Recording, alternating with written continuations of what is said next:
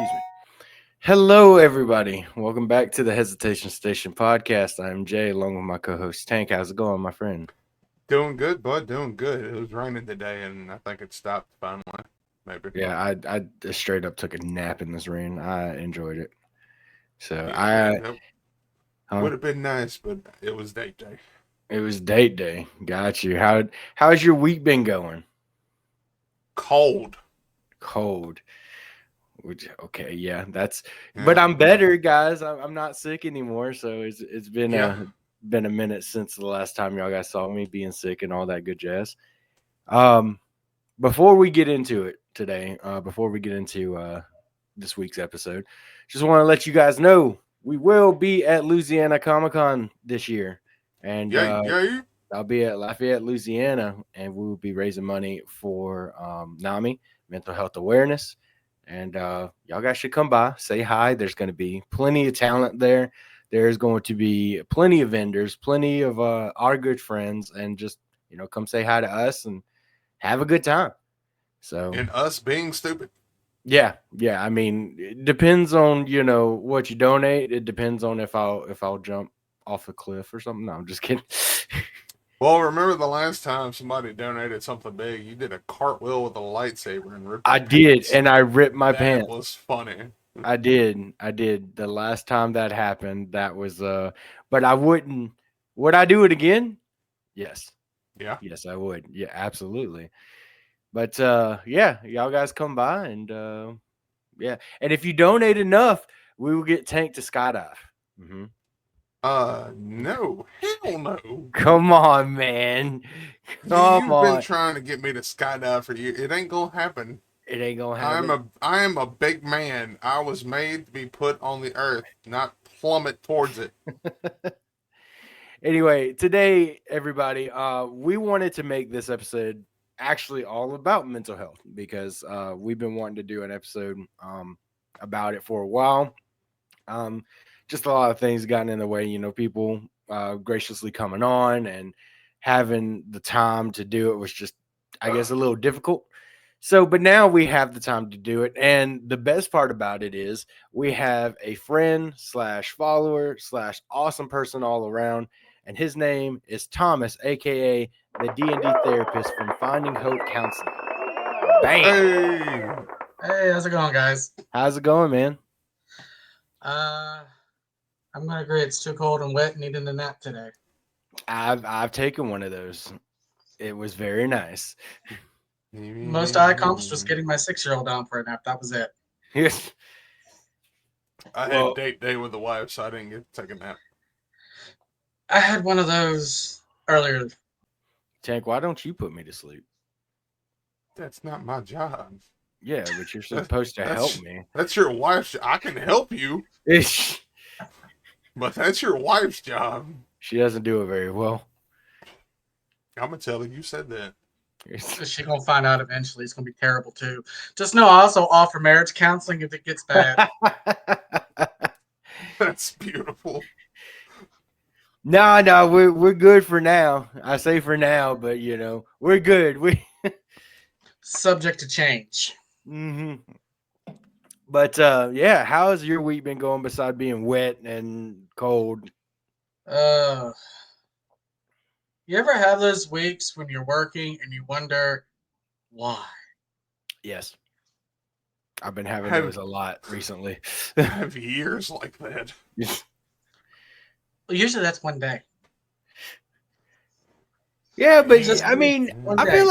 feel like what you do in general would be what's the word? Fulfilling, Stressful. Well, yeah, stressful, but it would also be fulfilling. I mean, you're helping people, right? Depends. Am I having to be the nice therapist or the sarcastic therapist? Because I can flip flop between the two of them.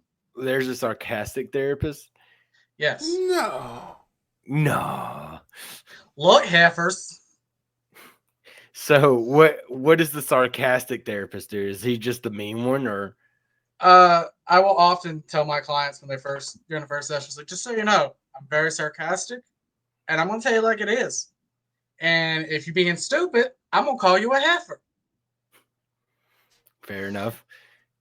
I can I dig actually that. have one client that has considered that a term of endearment for me. If I don't call them a heifer, they wonder what they've done wrong. How long have you been a therapist? Is that something that's brand new or?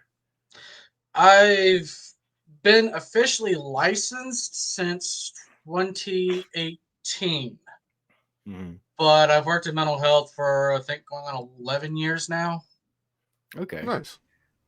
I've been us switching over to this whole mental health thing with our podcast has definitely been some better and more that I like to do because it speaks to Tank and I. And so it's just been a lot more, I guess, fulfilling um, that we do it. And as a therapist, I feel like you get some kind of fulfillment helping these people that come in and that are just broken. After a period of time, it's one thing when they come in and you're having to try and put them back together, but Yeah. then it's the fulfilling part is when you're seeing they're making the progress, or you can sit there and go, hey, 3 months ago you weren't where you were. Yeah. You know, compared to now, you're not where you were 3 months ago, and just sometimes they just need that small nudge of, hey, look, you've made progress. You may not realize it. It might be just a small amount, but you still made progress. What Okay, let me ask you this because a lot of our followers, including myself, have this. What would you say to people that feel like, and it could be anybody, like, I feel like Tank's out to get me, or you're out to get me, or anybody in the world is out to get me, and yet I don't know them, and yet they're just like, I wonder if I left the oven on. Oh, I would. So, are you asking like, what would I say to help kind of change that mindset, or are you asking what I would say their diagnosis is? Is the question. I would say, what do you think would help them? A lot of that would fall into the realm of what is considered cognitive behavioral therapy, some of which could also be dialectical behavioral therapy, where a lot of the focus is those thoughts that are being had. Kind of one of my favorite tactics is what's called putting them on trial, where you try to disprove the thought in your mind that no, they're really not out to get me, Mhm. and you try and find the evidence that shows because you can end up having this long list of evidence that says they're out to get me, but then you could realize you have twice as long a list of saying they're not really out to get me. It's just my mind is playing tricks on me. Yeah. Yeah. The mind is such a crazy thing. And, this is just me speaking for myself. And I tell people this at cons. I don't really touch up on it on episodes because, we try to stay full hearted over here and try to have fun. But we're going to talk about it. These are the things that we need to talk about, I feel. And that's why, Thomas is right there. Um, but I think, if I can interject, I think it's yeah, really good that guys are actually finally talking about mental health because yeah, that is one of the biggest things that I have to fight against is when I have a guy who comes in and goes, well, I'm weak, I'm this, I'm that. And I'm like, who says who? yeah. Because our society has a stipulation that we as guys have to be a certain way, but yet we're the ones that are often hiding in the background, eating the cookies, emotionally feeding ourselves, just going, what did I do wrong? Mhm. Yeah. Yeah, absolutely. And guys, the main premise of this episode is to, Thomas just said, just for the guys, we stay in the background. I'm like that.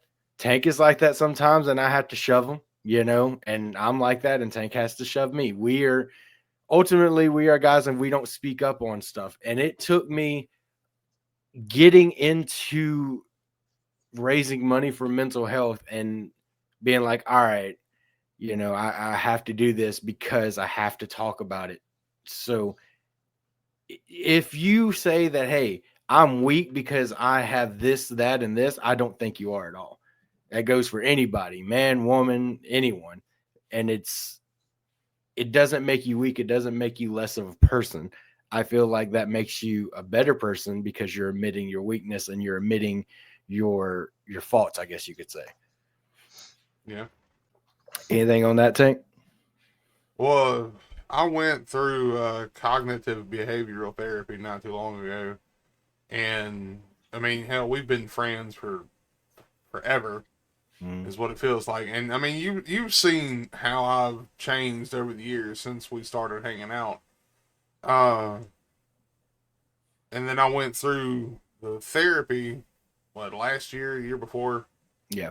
and before I actually went through it, it was in my mind, it was you go to therapy, there's something wrong with you. You go to therapy, you're weak. You know, you go to Yeah. therapy, you're not a real man.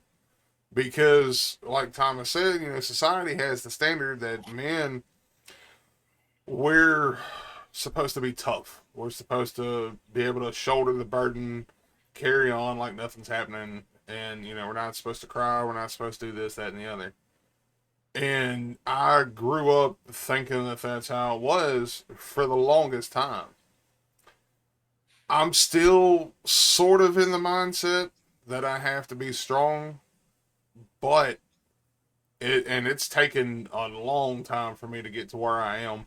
I've finally come to the understanding that yes, I need to be strong, but I don't have to be strong all the time.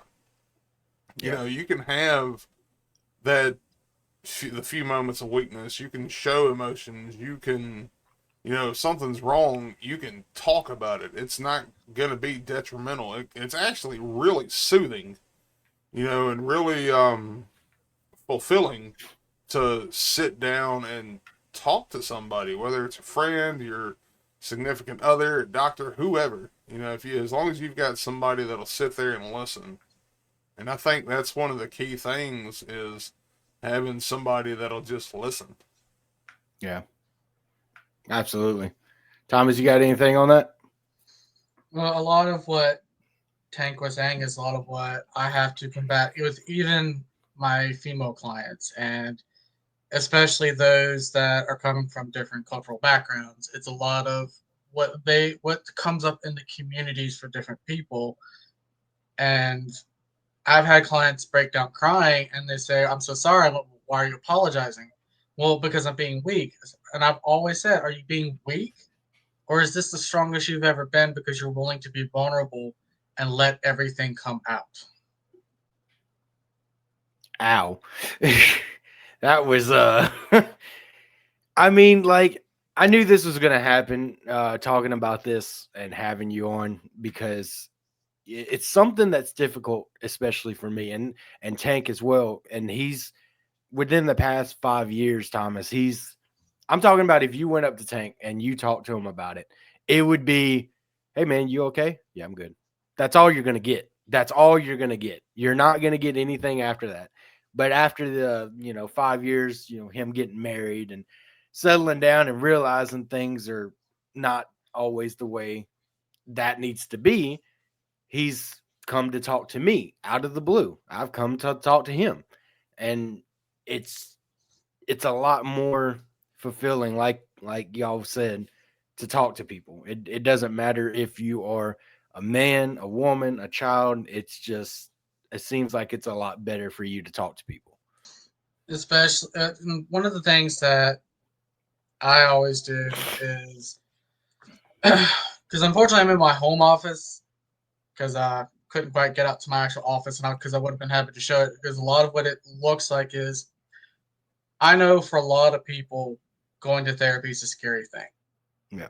because you sit there. Some people think about the psychiatrist from Patch Adams where he talks about thought about shoving a pogo stick up my ass and seeing if I could bounce to the moon, and how the psychiatrist is just like, uh-huh.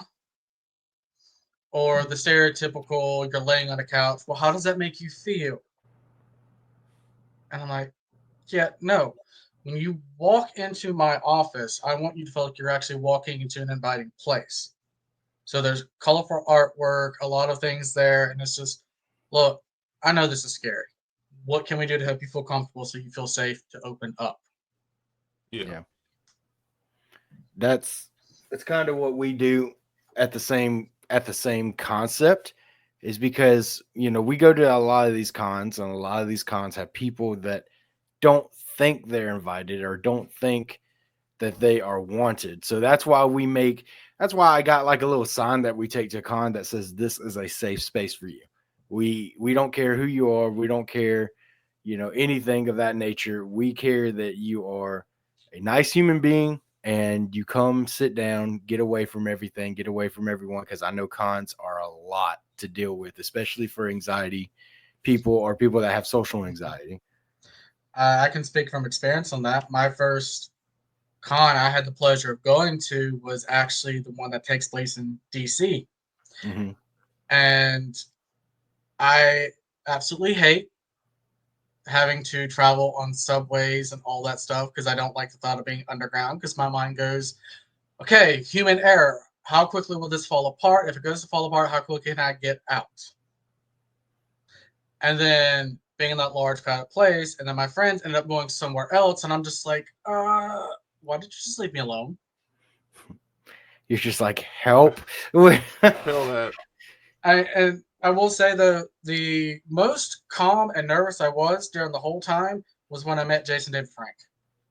Oh. Mm-hmm. I've seen that picture on your Facebook. You still got that on your banner, don't you? That is when he was actually in Ridgeland at Vans Comics. Yeah. That's when I I went there. met him for like was that the second time? Yeah, that was the second time I got to meet him. Yeah. I was so mad that day. I went over there. So look, that same year, right? I get him a shout out. I get Tank a shout out for his birthday from JDF. Because we're big Advent JDF fans, but Tank is way above me. He's way up there in Power Rangers. Massive Power Ranger fan. And I was like, I couldn't tell at all, Tank. Yeah, I couldn't. No one could tell. No. No, nobody can tell. Yeah, it's okay. No one. Hold on. He's got more. But wait, there's more. No. Which one is that? The ninja? Yeah, that's a ninja. Nobody has to know. All right, I'm jealous of that one. Not even Which gonna lie, one's that I'm one? jealous of that one. Wait. That's the Thunder Megazord. Hold on. I thought that was is it Ninja Fury? Is that it? No, that's the one from their second season. Yeah, that's when the Thunder Megazord. Yeah, they do the Thunder Megazord activate. Yeah, then Red Dragon and Tyrannosaurus, Red Dragon Power. Then there's that one. I've got one of those signed by him, as well as the White Ranger one. I mean, I could keep going, but that's not the premise of this episode. Yeah. No, it's not. We're just all nerds talking. But I mean, like at the same time, I knew that was gonna happen. NASCAR, 100%. And I don't know if you saw it, Thomas. Like if you see that shiny Z right behind him, you know what that. Yeah, you know what that was. You know what that was. Let me just go after. But anyway, so I got going back to the story before we got distracted. I got him a JDF shout out from Cameo. By the way, JDF went above and beyond. Like I'm thinking like a 30-second video. Yeah. The dude gave him a 4-minute video. So I'm just like, cool. Best like I think it was like $80, $90 that I've ever spent on my buddy here. So I'm cool. So I go down to Vans because I went there when he came to Vans and I got that pop sign for him because he was at work. And I said, hey, I couldn't leave. Yeah, I tried. I was like, dude, just call out. He couldn't. But anyway, so I went up to JDF and was like, hey man, this is like my 4th time meeting you. But my friend wanted to come, but he gave me this and he wanted you to sign this. I'm a big fan, blah, blah, blah. And he's like, well, what's his name? I said, his name's Aaron. And he's like, here, take a video of me. And he's like, hey, Aaron, I can't believe, you didn't make it, but it's all right. I understand work, blah, blah, blah. And he gives him a shout out. And I go back to his work and send it and like show it to him. And I'm mad. He's like, dude, why are you mad? I'm like, because I paid $90 for a cameo just to get another one for free. What? How does that make sense? Beautiful. But Yeah, it was awesome. I'm very thrilled I got to meet him before his passing. And that was that dude, and I remember that. Like I remember my friend Randy, he's the Tupelo Elvis over here. He just texted me out of nowhere and he's like, "Man, bad news." And he sent me an article. I'm like, "This article is not real. This is 100% fake." I Yeah. actually, someone I used to be really good friends with sent me a Facebook message saying, "Did you hear?" I went, "Heard what?" And then as soon as they told me, the first thing I did is I texted Moonbeam and Greg and was like, Mhm. "Is it true?" And then she went, "Yes," and we're very pissed off. And I went, "Okay, yep, it's true." Dang. Yeah. Yeah. Yeah. But it's But it's and that goes back to what we're talking about, like mental health wise. because it That's a goes good to show segue. it doesn't matter who you are, mental health is going to get you. Hmm. It can impact Absolutely. anyone at any time. Absolutely. It doesn't matter if you're a child, woman, or man, or famous. You know, it's gonna hit. It's I gonna mean, hit. even think about Heath Ledger. Yeah. He Yeah. Yeah. struggled drastically after his role of the Joker. And it's weird because I think Jack Nicholson was like, "Hey, you need to make sure you get help after you play this character." Um, I had seen that somewhere and even heard, like, saw a video where they were talking about actors who had passed away, and one of them had said that Jack Nicholson tried to warn him that it was going to take a toll. yeah. I don't know if Mark Hamill goes to therapy for Joker. He also only does the voice for Joker. Yeah. He does the cartoon. He's been the animated voice forever. But I For think I Batman think the he's Animated retired Series. that. Yeah. Once Kevin Conroy passed, he said he was putting down the mantle Yeah. for the animated Joker. Makes sense. Because It I think makes he was sense. also the voice actor for the Batman Arkham series, too. Yeah. Yeah. He was Joker in that as well. Um so let me ask, what do you say to people out there that are struggling with anxiety and depression, that are just not getting up from their beds and just don't have the energy to do anything anymore? What would you say about that? How would you help them if you could? I'll just tell you what I tell clients all the time. Hmm. When you have those days and you don't feel like getting out of bed, did you sit up? That's a victory. Did your feet hit the floor? That's a victory. Did you get up to go to the bathroom? Did you get up to get something to eat? Did you get up to do this? Like, I look at every single small thing that we think is insignificant in our daily routine, that, as I've started telling a lot of my clients, you're using spell slots for your mental health with a lot of this stuff. And how many spell slots are you having to use to even just get out of bed on these bad days? Yeah. And some of my clients have said, I never thought about that. I always thought I was being lazy because of this, this, and this. It's like, but you sat up in bed. So are you really lazy, or are you just having to take time to take care of you at that point?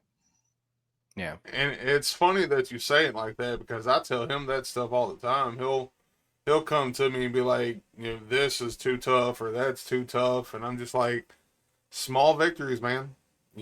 Look at it like, yeah, you've got this big, this big picture of what you want to do, and that's great. That's lovely. I hope you accomplish it.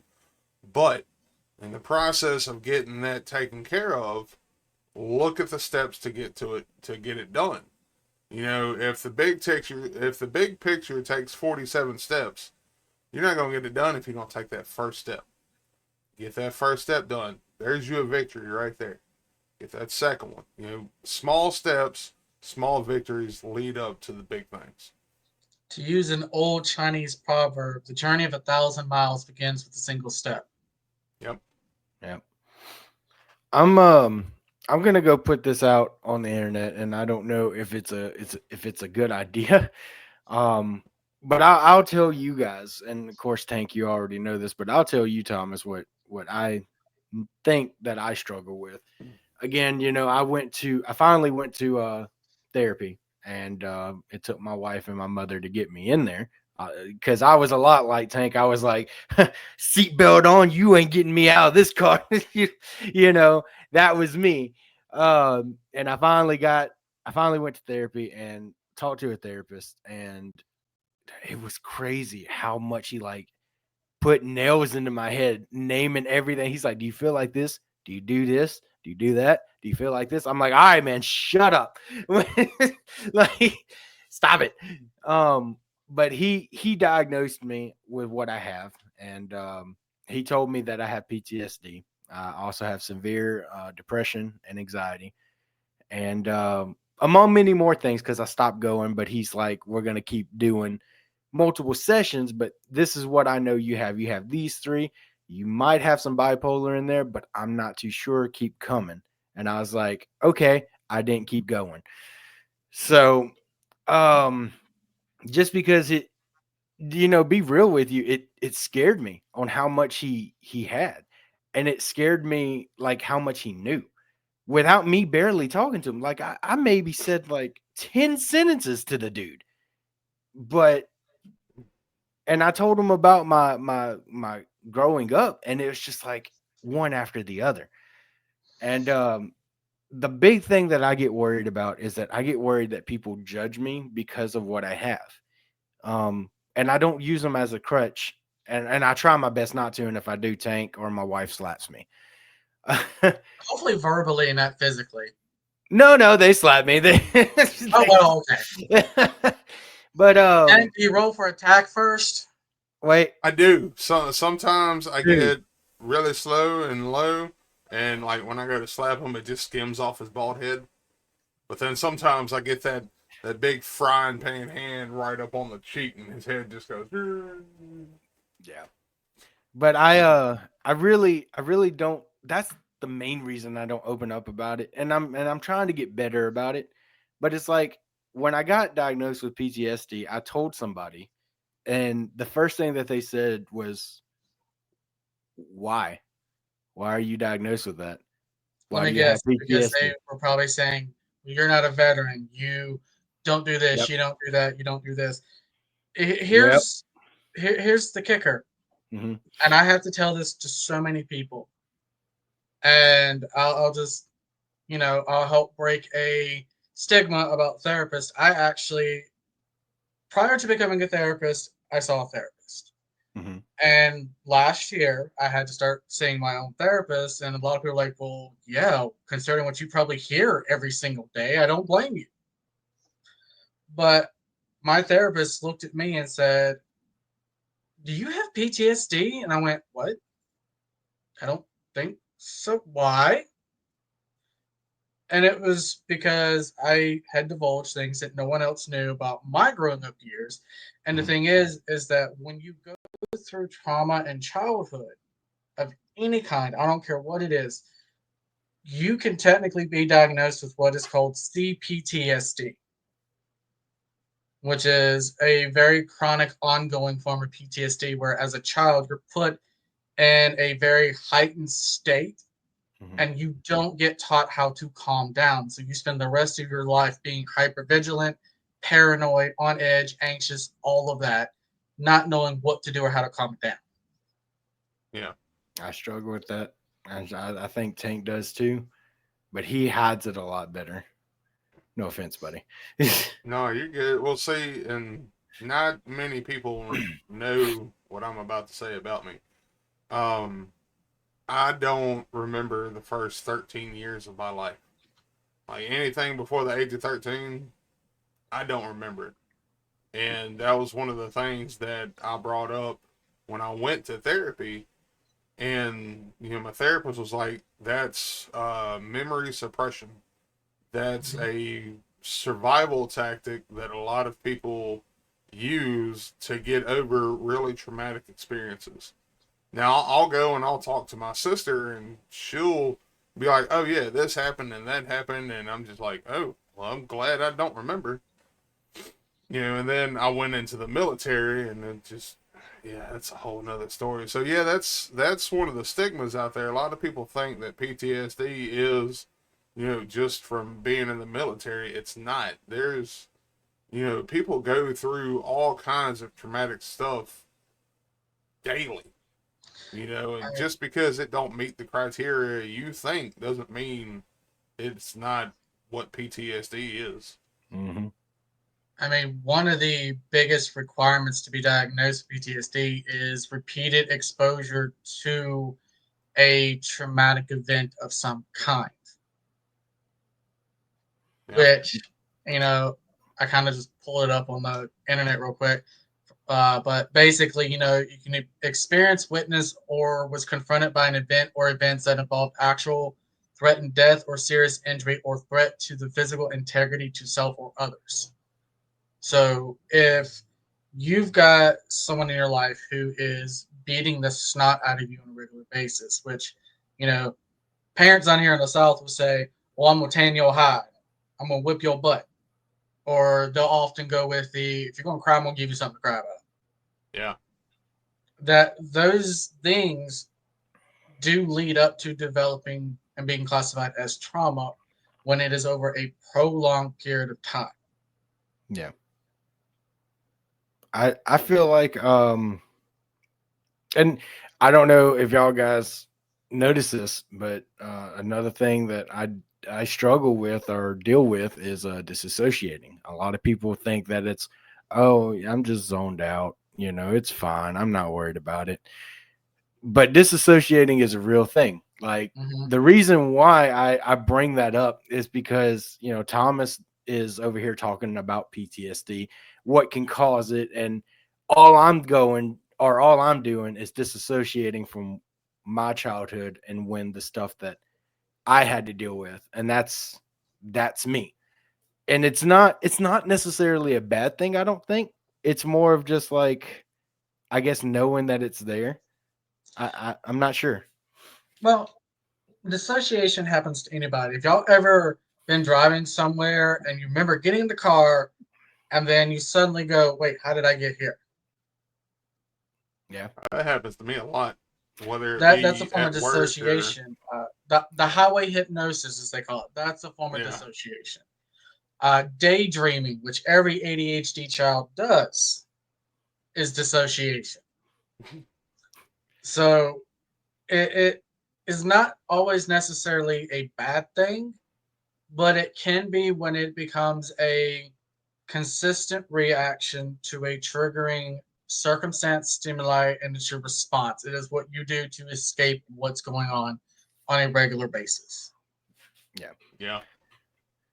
I feel like anybody should be able to talk about what they have and not be judged. I feel like if you have something and you feel like it's something that is a big part of your life, whether it's PTSD, severe depression, whatever, anxiety, whatever it is, you need to be able to be like, this is what I have, and not not be judged for it. I mean, that would be the ideal hopes. Just unfortunately, there's that stigma. And then one of the things that I also deal with is that I intentionally do not tell clients what I am diagnosing them with. Yeah. Yeah. And that is because too many people go, well, I have this, so this is why I do this. I have this, so you have to be nice to me. Like they start identifying with the diagnosis as being their whole identity and then make it a crutch as to why people need to handle them a certain way. Yeah. Yeah. And for the clients that know me, they know that if they walk in, well, I've got this. Which point? Am I supposed to treat you any differently? Because you said that, now I'm going to be a little bit more sarcastic to you. A And sarcastic therapist. that's how I am. Like I I applaud anybody that goes out that has, whatever it is, whether it be PTSD or anxiety or depression, and they go through the day and they make it. It's the ones that have whatever and demand that you treat them like a Mhm. pretty little flower. No, that's not the real world's not going to do that. And It's that's, not. Mhm. I was going to say, go ahead. It's I have no problem with working with you. if there's something that you need, um, to that would help me make your day go better or help our interaction flow smoothly, as long as it's reasonable and I can do it, I got no problem doing it. Not at all. I will bend backwards if it's what makes you happy.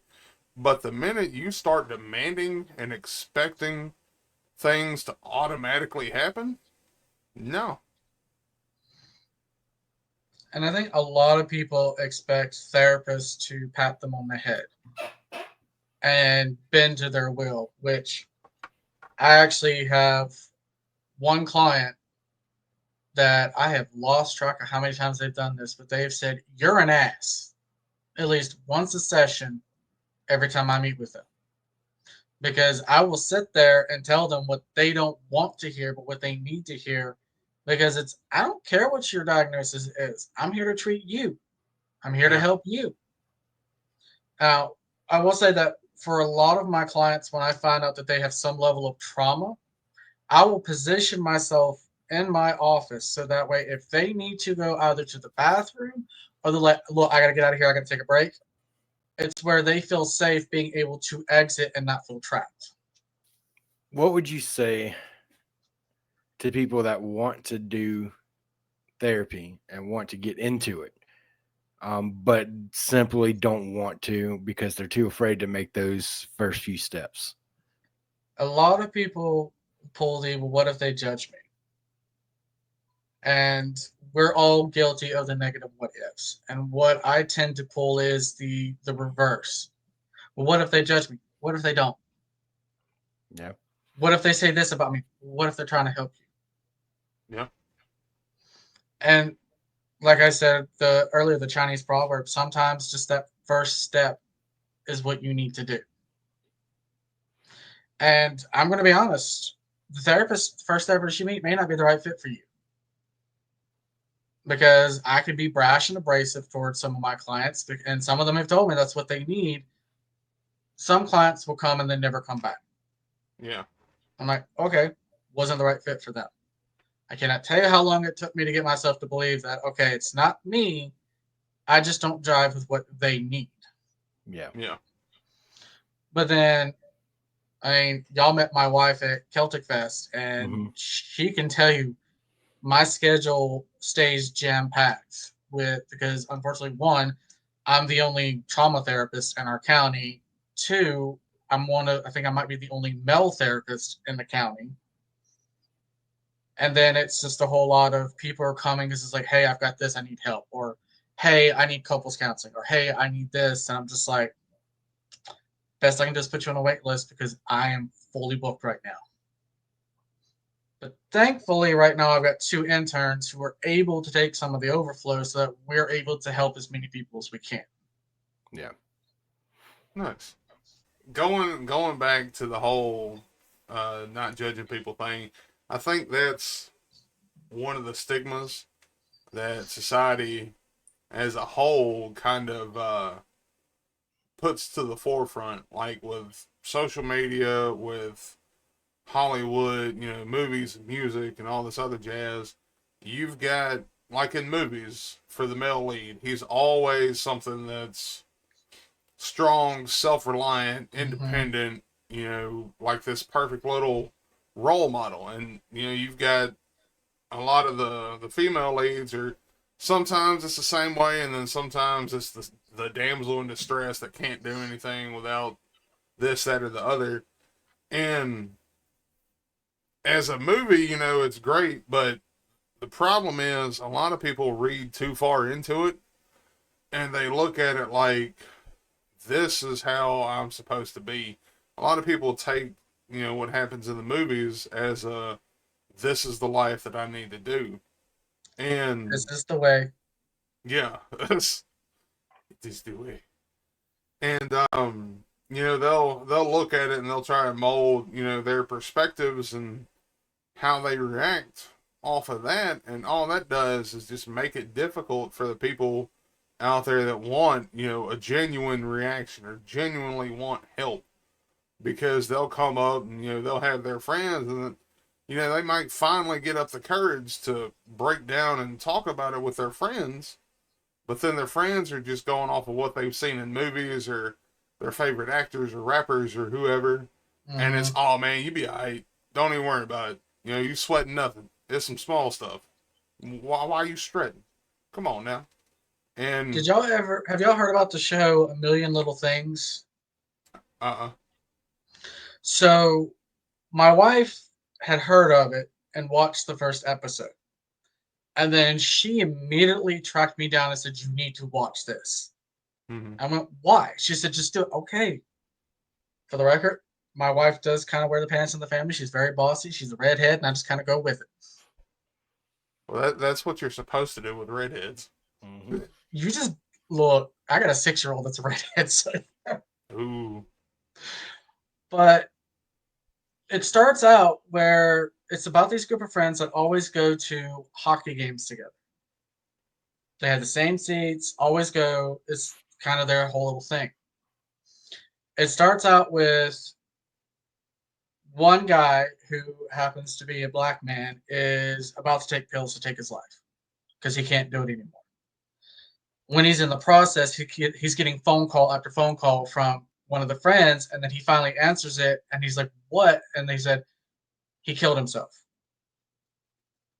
And one of the reasons why I like the pilot episode so much is because towards the end, and this helps breaks the stigma for the black community, is that he goes at the end, he said, "If you hadn't called when you had, I would have killed myself."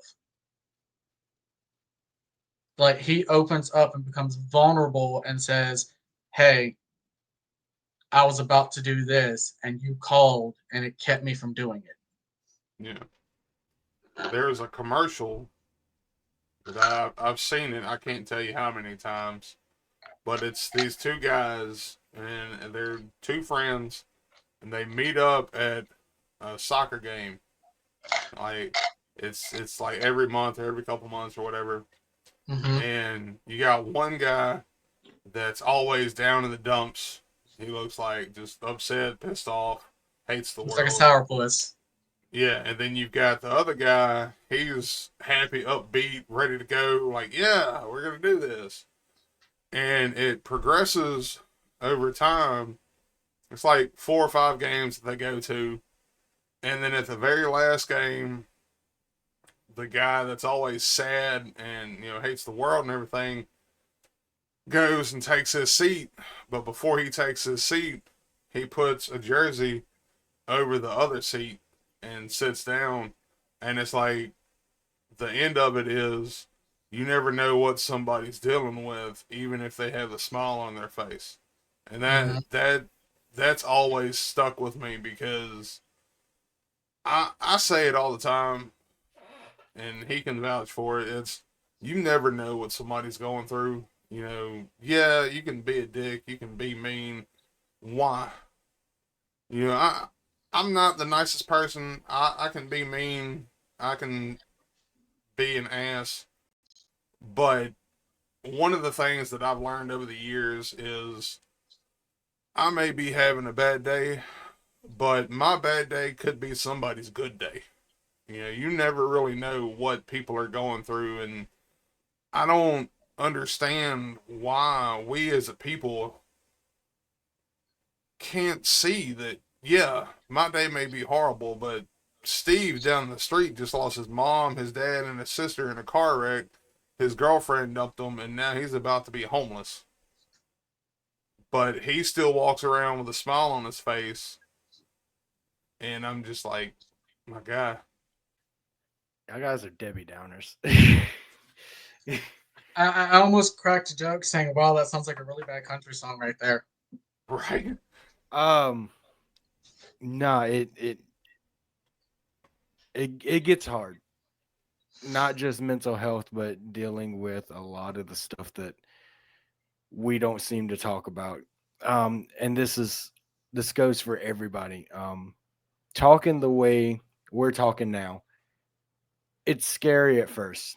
It's absolutely horrifying. There's some things that I don't want to bring up on this episode, and I'm sure there's some things Tank doesn't want to bring up, or even Thomas. therapists need therapy too. It happens. Um, but don't let that fear take over you. And that's why we do what we do on the hesitation station, guys, is because we truly believe that if you are having a bad day, if we can make it better by just talking to you, letting you know that you're not alone, then we've done our job. And we will continue to do that job the best that we can to the best of our abilities. It is scary, it is horrifying, but once you get over it, you will be fine. I promise. So, with that being said, Thomas, do you want to tell them where they can find you at? That way, if they want to take that first step and they want to get into therapy, where can they find you? So let me just preface this with that real quick with um, as long as they're in Mississippi or Pennsylvania, I can see them. It's just each state has its own licensure laws. So it's that whole, you know, Mississippi has a driver's license one particular way. Alabama's is different. It's kind of like that, where they're governed by their own legislation.